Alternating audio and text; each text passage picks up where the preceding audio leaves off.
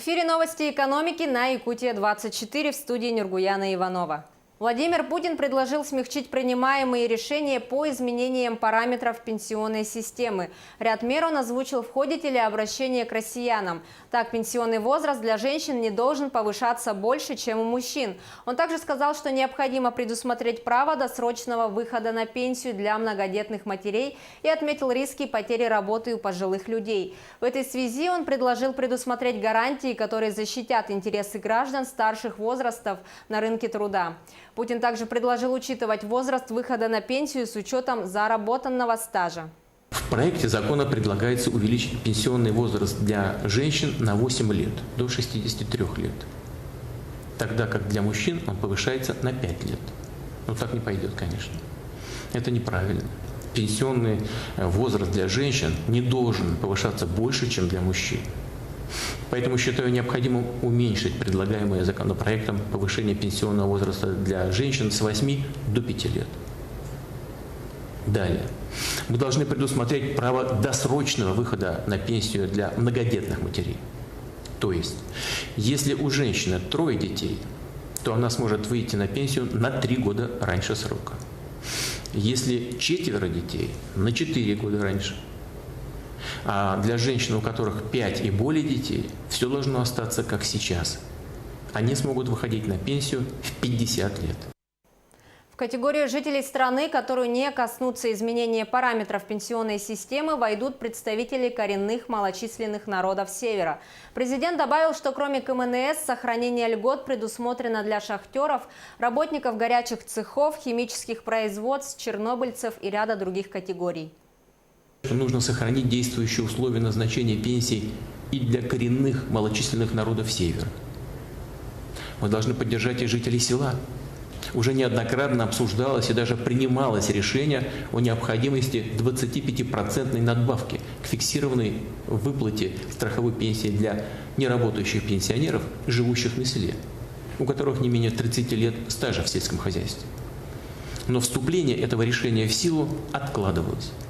Предлагаю начать эти выплаты уже с 1 января 2019 года.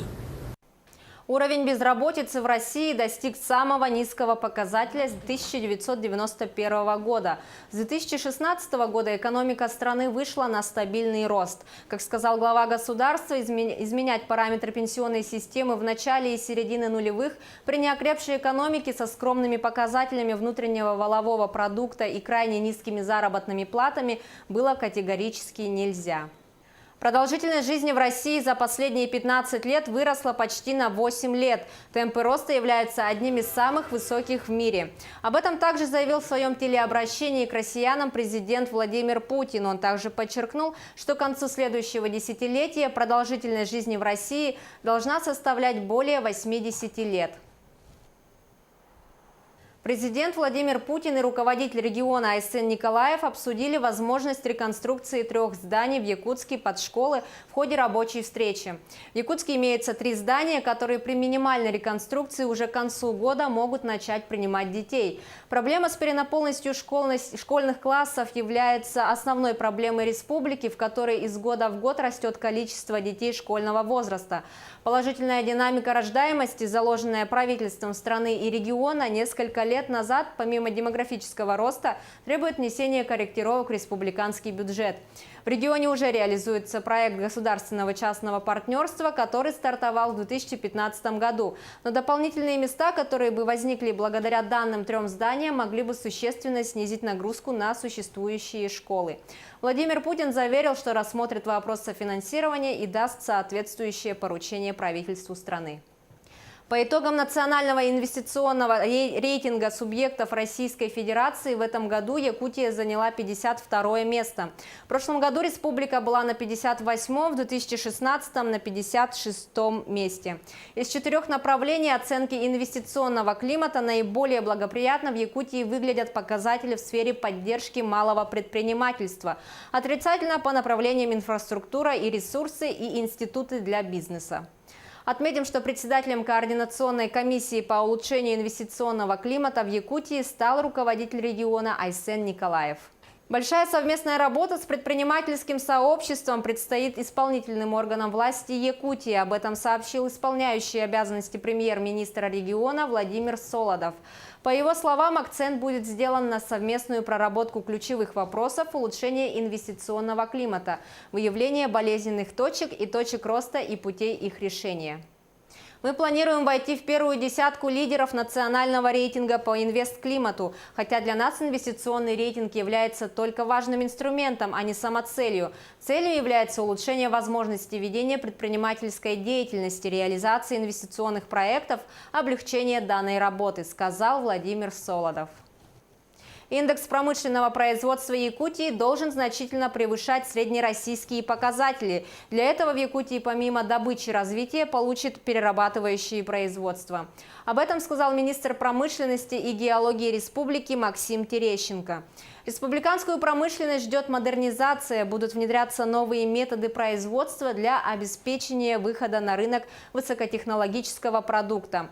Кроме того, в приоритетном порядке трудоустраиваться на предприятии будет местное население. Такие ориентиры для отрасли были обозначены Айсеном Николаевым. Если индекс промышленного производства Якутии превышает среднероссийские показатели, то в скором будущем мы должны не просто их опережать, а значительно обгонять. Помимо добычи мы займемся переработкой. При всех тех ограничительных моментах, которые у нас есть, связанных с транспортной логистикой, мы должны сейчас усиленно искать варианты, как это направление развить, сказал Максим Терещенко. Водохранилищу Поисковой в Устьянском районе Якутии требуется строительство нового водовода от озера Иргичен с 2 нитками до водоочистных сооружений. Искусственное водохранилище Поисковой является основным источником водоснабжения населения и технологических нужд ТЭЦ поселка Депутатский. Состояние плотин на ручье, введенных в эксплуатацию еще в 1985 году, оценивается как ограниченно работоспособное. Ситуация находится на контроле правительства республики. В данное время уровень воды в водохранилище находится в пределах критической отметки.